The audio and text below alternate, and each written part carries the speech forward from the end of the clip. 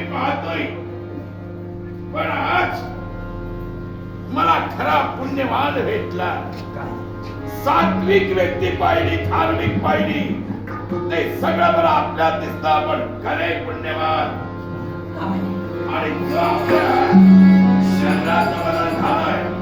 आपले पाऊस पुराण पावतोय, गोष्ट खरी. अगदी सत्य. नव चैतन्य शक्ती निर्माण झाल्याचा भास होतोय. अगदी सत्य.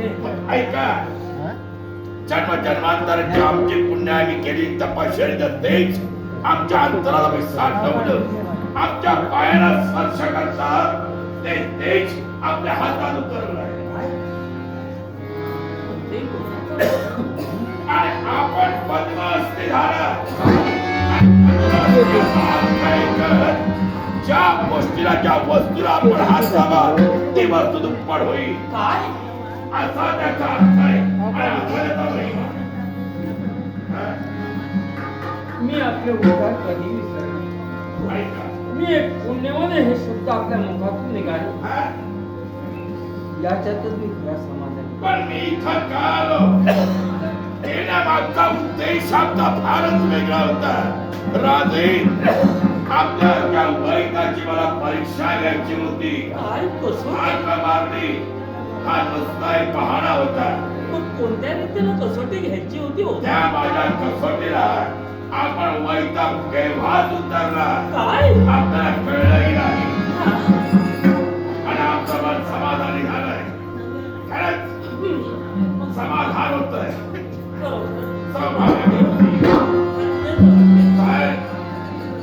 काय तोडले? आम्ही आशीर्वाद दिला. काहीच काय हवं ते माग.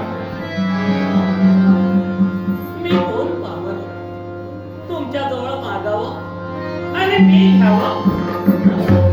ओ सहज तुमची पावलं या ठिकाणी पडली, पण आज माझ्या सौभाग्यात ती पद्म असती झाली. यातच खरा आनंद आणि आनंदच मला आहे.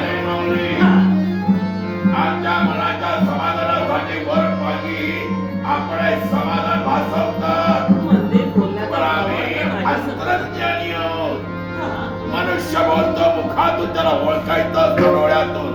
माणसाचे ओठ फसवे असतात, त्याचे डोळे फसवे असतात.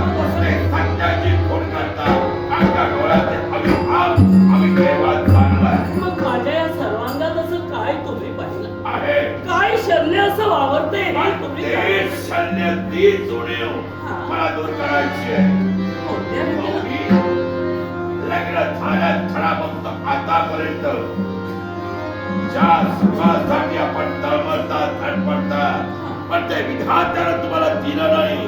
तुमच्या पदरात ते टाकलं नाही. ते सुख मला द्यायचं आहे, ते देण्यासाठी मी आलोय. तुला आश्वास देतोय. पुत्रवती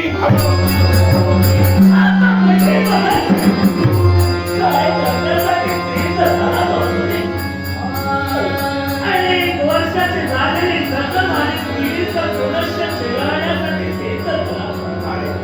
त्यात अनेक वर्षाच्या जखमेवर बीज सोडून ती जखम पुनश्च शिरवणार. मग आशीर्वाद दिला होता. पुत्रवती भाऊ सांगा मग, हा जो आशीर्वाद तुम्ही दिला तो याच जन्मी की पुढच्या जन्मी सांगा मग. छान प्रश्न केला. आपण म्हणलात मनात झालेल्या जखमेची मी खपली काढली. त्याच्यावर मीठ जोडण्याचा प्रयत्न केला. त्या कमी शब्द आहे, मावळी नाही. पण आपण बोललात आशीर्वाद दिला तो या जन्मी की पुढच्या जन्मी. म्हणजे आपल्याला आनंदही सहन होत नाही आणि दुःखही पचवता येत नाही. काय सांग? ऐका, पुढचा जन्म कुणाला कसा मिळेल हे मी सांगू शकत नाही. आणि पुढच्या जन्माची माझ्या आशीर्वादाला गरजच नाही. मी बोलत याच जन्मी, याच जन्मी मी वागेश्वरी आहे, खोटी होणार नाही.